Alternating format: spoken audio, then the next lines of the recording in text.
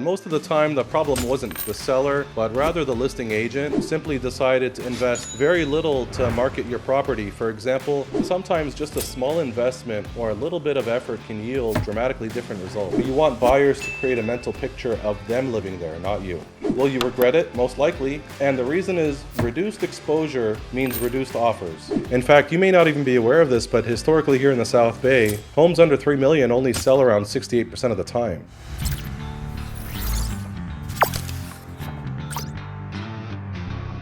What's up, guys? This is Yosef Addy here, and today I want to talk a little bit about the top 7 reasons why some homes fail to sell and what you can do to reposition your home to make it sell quickly.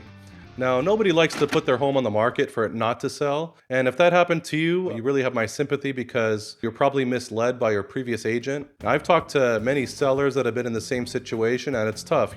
They had plans maybe to start a business or relocate closer to their kids or whatever the case, but they had a plan and a timeline, and now the whole thing is basically falling apart. They're in a position now of real pain and not sure how to get out of it or what to do or who to trust. Most of the time, the problem wasn't the seller, but rather the listing agent. The agent knew or should have known, what it takes to sell a home, both quickly and for the most money possible. And most of the time, agents assume it's just a matter of lowering the price to get the property sold. And of course, that's what they'll say, at least, because they're going to blame everyone but themselves. However, from the cases I've seen, a price drop is really only needed about 40% of the time. So let's explore the most common reasons why a home doesn't sell, and let's talk about them. The number one reason is because of an agent's lack of experience or poor marketing. One of the most common reasons a home fails to sell is simply because the listing agent didn't have enough experience or a proven marketing strategy to create interest for your property. And selling your home is not where you want family or friends to get started in this business. The complexities of real estate contracts, negotiation techniques, and how to market the property and drive buyers or prepare your home, etc., is all kind of complicated. So if you want to help out someone that's new to real estate, have them write you offers to buy, because as a listing agent, if they're good, they're really going to be the one that's in charge of setting the pace or how the deal goes anyways, not the buying agent. After a new agent successfully closes on a few homes, they'll probably have enough experience to list a home on their own. But until then, I'd go with someone that has more experience. Maybe it's not the experience. Maybe you had an agent that, simply decided to invest very little to market your property. For example, maybe they took pictures on their phone rather than hiring a professional photographer. And yes, phones these days are really good, but there's no substitute for professional photos. And coupled with aerial drone footage or Matterport 3D virtual tours when appropriate, in this market, you need to be on the top of your game to compete as an agent. Or maybe it wasn't money that they didn't invest, but rather time. Perhaps they just threw it on the MLS and decided to just sit back and take a passive approach and rather wait for other agents to do the work of finding a buyer. Believe it or not, that happens a lot. Instead, you want an aggressive agent that's going to be doing some heavy advertising and spending many hours on the phone prospecting to potential buyers every day, as well as calling all the agents around that have sold a home in the area similar to yours. Maybe they had multiple offers on the property and some buyers weren't able to buy and still looking for something similar to your home. Or maybe they encountered some buyers during the open house that weren't ready at the time, but several months have passed and now they could potentially be submitting an offer. So the bottom line is, it can take a lot of effort to sell a home, and a good agent should always know their market and what it would take to sell your home both quickly and for top dollar. But if they fail to work in your best interest, or they simply just wanted to put in a minimal amount of time or advertising to find that buyer, that's their fault, not the seller's. Let's get into the number 2 reason why homes fail to sell. The home needed more prep work before the listing. For whatever reason, buyers just didn't have a strong desire to see this house or submit an offer. Now, this could be due to the fact that they just couldn't get over something, whether it was a dated interior or like a crazy red wall or a kitchen that looks cluttered, or maybe it appears smaller than it really was. Whatever the reason, some of these issues are very easy potentially to take care of with minimal expense. Like decluttering a space, for example, you could have a couple small strategic updates, or maybe even a deep cleaning and light landscaping that could have fixed these issues. Now, everyone loves to sell their home as is, but sometimes just a small investment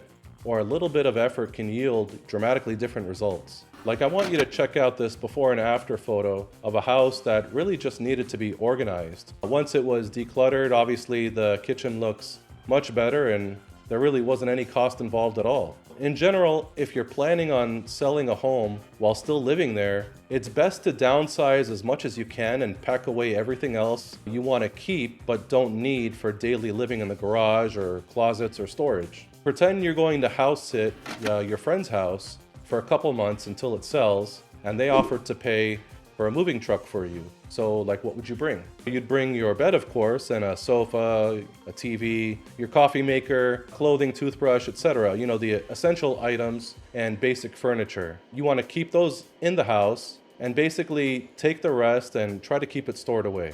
Now, if you're planning on selling a vacant home that you don't live in, at least make sure it's completely empty and had a thorough cleaning. Perhaps paint some touch-up spots, or maybe even just do a simple coat of paint across the whole house, make small little fixes, and light landscaping as a bonus. Flipping projects like you see on HGTV are generally not worth the time or the headache, to be honest with you. Buyers are willing to pay fair market value for good or fair condition that's clean and functional. For example, putting in a new dishwasher in an old kitchen, or just painting the cabinets and leaving the old countertop and sink is probably just going to cost you more money and time than it's worth. So don't try to flip your own house unless you're prepared to take it all the way to 10 out of 10 excellent condition. That's gonna like really wow buyers, and you're able to do all that at a low cost like a professional contractor. Now, for most people that's simply not possible, and so flipping your own home is not worth the cost or headache. Okay, so now let's talk about the next reason why homes don't sell.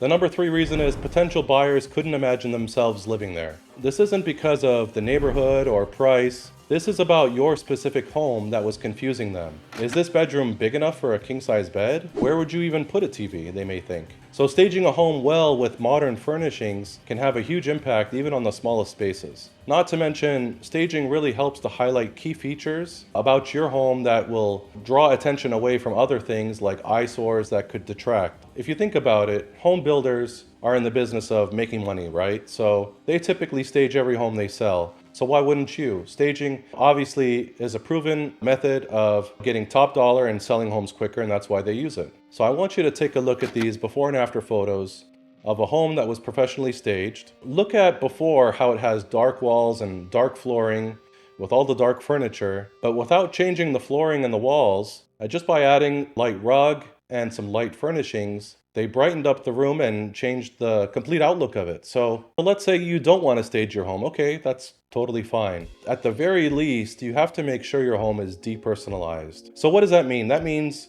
you don't want potential buyers to be looking at all your family photos or get distracted with like your bowling trophies or whatever. People are nosy, it's a fact. Let me tell you a quick story about me and my wife. So before we had our daughter, we used to live in a small apartment on the Esplanade in Redondo Beach.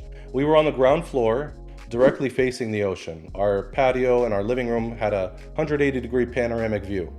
But more people walking by were interested in looking into our living room than they were looking at the ocean view. Imagine you have a buyer now looking at your house. Do you want them spending 15 to 20 minutes looking at your home? Or do you want them to spend most of that time looking at your photos and your trophies? Obviously, you want them looking at all your home's great features and amenities, right? So the answer is obvious. You want them to visualize their family living there and all the memories they're going to be making, not how you decorated your Christmas tree 3 years ago. So that's what I mean by depersonalizing a home. Decluttering gets rid of all the extra stuff, but depersonalizing gets rid of the idea that someone even lives there. You want buyers to create a mental picture of them living there, not you. Now let's talk about the 4th reason why homes don't sell, and that is because a potential sale didn't fall through. Now in this day and age, especially with homes dropping out of escrow, at very high rates, you need to shield yourself from cancellations or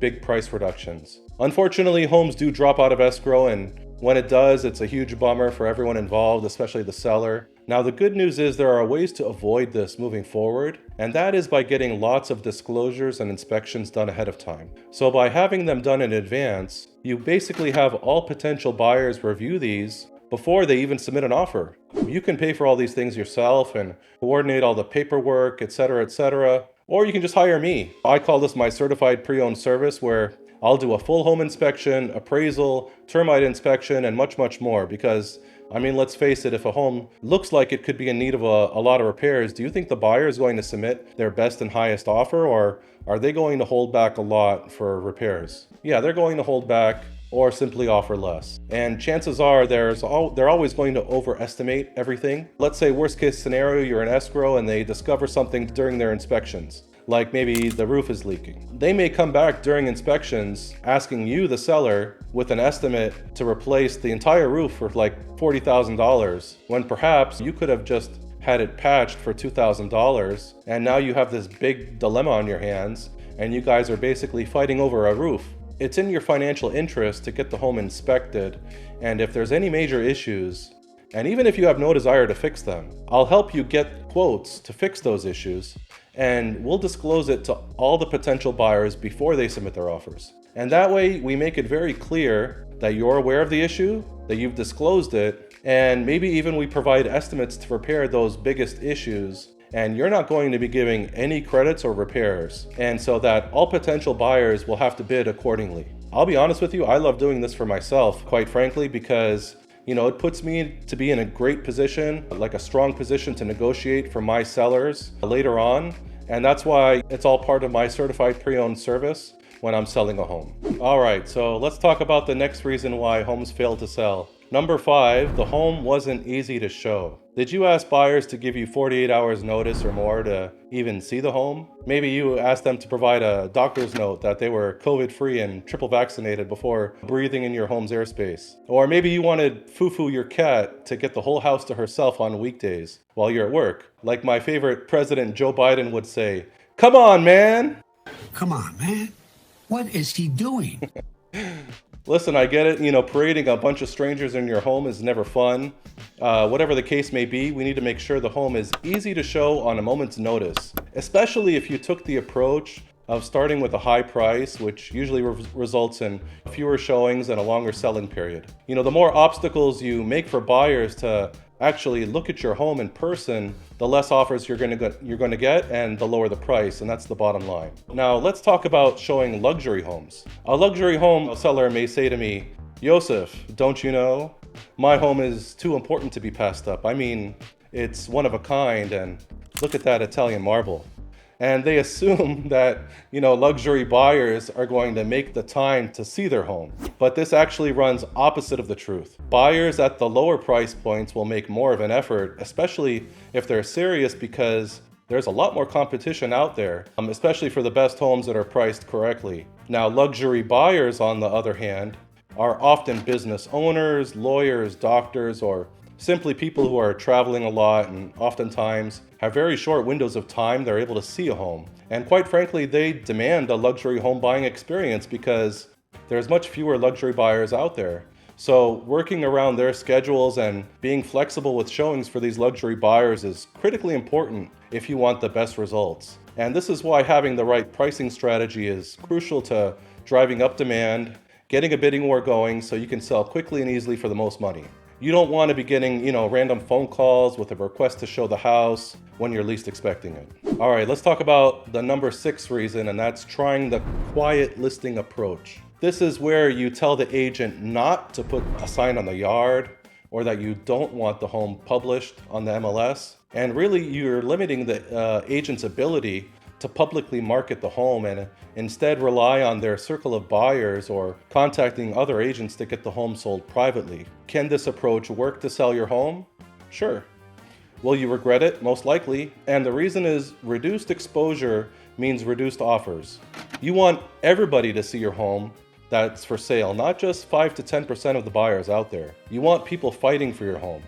If an agent says they have a buyer for your home, or is open to listing it quietly like a pocket listing, then honestly I would run, because chances are you're going to get below market offers from a much smaller pool of buyers, and the agent is probably just trying to double end the deal at your expense. Now, if your home is a teardown and is only going to sell to a developer, that's a different story. We have lots of cash buyers and people in our circle of buyers who are investors and rehabbers, and they don't mind a major project. But if your home is likely to be bought by a family who is actually going to live there, even if it's in very rough shape, there are probably hundreds of other families out there that would love the opportunity to bid on this home.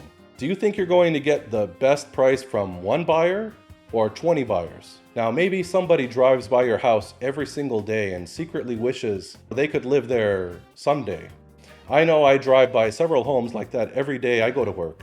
By not allowing all the buyers out there to see your home and potentially fall in love with it and to bid on the house, you risk basically getting lower offers and settling for less. And you want the most for your home, right? Yes, of course you do. All right, so we're at the end of the list now, and the final reason, maybe the most controversial reason why, homes don't sell, and that is because of price. Now, maybe the home was overpriced and maybe it wasn't. As we mentioned earlier, there are many reasons why homes don't sell, and about 40% of the time, it's the price or the perceived value that's the reason. In fact, you may not even be aware of this, but historically here in the South Bay, homes under $3 million only sell around 68% of the time. So, that means basically nearly a third of the time they don't even sell. Homes priced $3 to $15 million, they only sell around 42% of the time. And it gets worse for homes that are priced $15 million or more, they only sell 27% of the time. So not everything sells, and certainly the more expensive the home, the more difficult it is to sell, even in the best market. And the most obvious difference between a home that sells and one that doesn't sell is price. Now, getting price right really just comes down to comparing your home's features and location and condition with that of your competition. The worst thing you can do is hire an agent that's going to list your home at a price they know and feel is too high against their best judgment, and they're not even going to advise you better. So let me give you an example without naming names.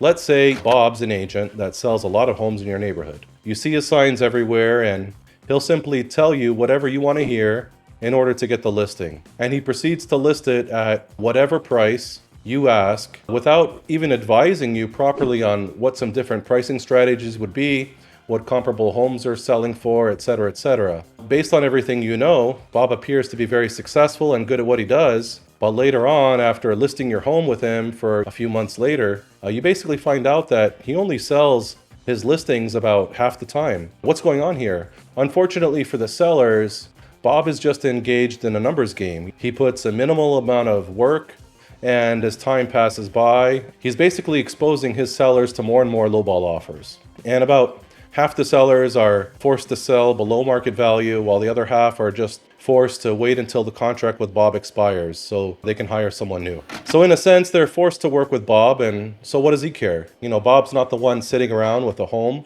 that's not selling, right? That's a terrible way to represent your client, and I just refuse to take that approach. Now, obviously, most people want to know what the true market value of their home is prior to listing it. And with me, you're going to get the whole truth and nothing but the truth. And, we're going to go through all the homes currently on the market as well as those that have recently sold. And we'll compare their prices and features one by one in relation to yours so you can make the best informed decision. Now, most sellers, once presented with all these facts, they typically list their home right around market value.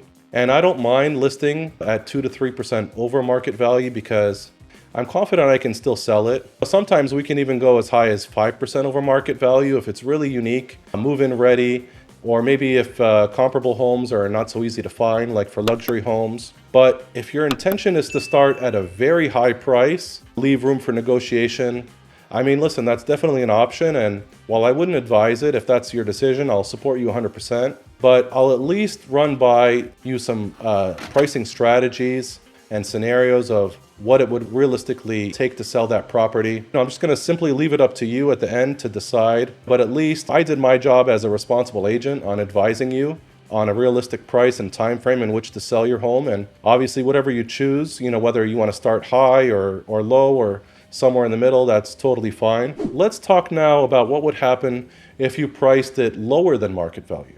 I'm sure you've seen a lot of this, especially in the past few years with homes selling way above listing price. The truth is you always get the best and highest offers in the first few weeks of being on the market, bottom line. If you got 0 offers in the first few weeks, you basically just missed a huge opportunity to force buyers to quickly come to a decision on your home and be forced basically to compete with each other. Now, 20 years ago or so, pricing strategies were very different than today. But now with the internet, things move very fast.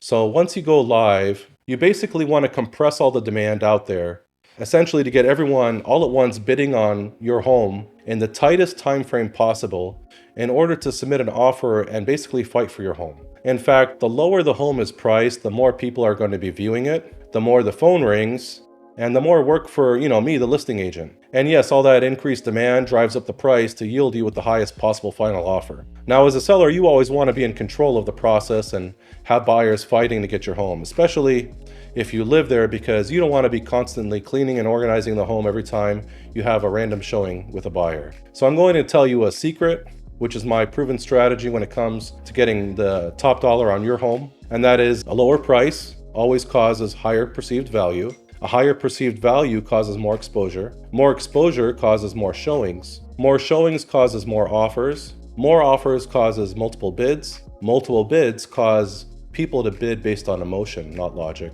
And getting buyers to bid on emotion causes you to ultimately get the highest top dollar sales price. Does this work for every home? Well, unless your home is worth $10 million or more based on my analysis of the market data, the answer is absolutely yes.